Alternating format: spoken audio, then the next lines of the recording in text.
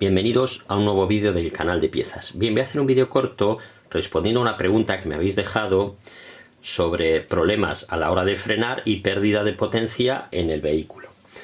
A ver, el problema que tengo en el coche es que cuando freno a la primera frena bien, pero levanto el pie del pedal del freno y a partir del segundo intento empieza a endurecerse cada vez que le piso de nuevo. También escucho un soplido de aire en el pedal del freno. ¿Qué podría ser? ¿Bomba de vacío? ¿Servofreno? A ver, te comento que antes de este problema el coche perdió potencia. ¿Puede estar todo relacionado con lo mismo?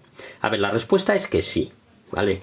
Ese soplido que se escucha es porque la válvula de retención que lleva, esto es un servofreno, lleva una válvula de retención dentro y esa válvula está abierta y esa válvula debería estar cerrada. Solo se abre esa válvula a la hora de frenar para compensar el vacío mediante aire del exterior para permitir que el pedal del freno vuelva a su posición inicial. Si se queda abierta, se está perdiendo la estanqueidad, con lo cual se está perdiendo el vacío, porque como digo, le está entrando aire del exterior de continuo. Entonces, la primera vez que frenáis, pues puede haber vacío suficiente para permitiros frenar.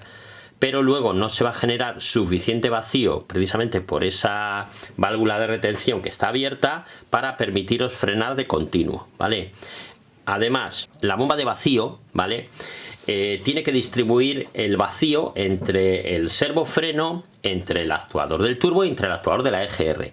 Si está perdiendo el vacío, no va a llegar suficiente vacío como para que trabaje el actuador del turbo. Quiere decir que si el actuador del turbo tiene un muelle que está tarado, por ejemplo, a 2 bares de presión y se necesita vacío suficiente para vencer esos 2 bares de presión, pero al perder vacío por aquí, no va a poder mover el muelle del actuador del turbo, con lo cual no va a funcionar el actuador del turbo y el vehículo perderá potencia porque va a ir sin turbo, ¿vale?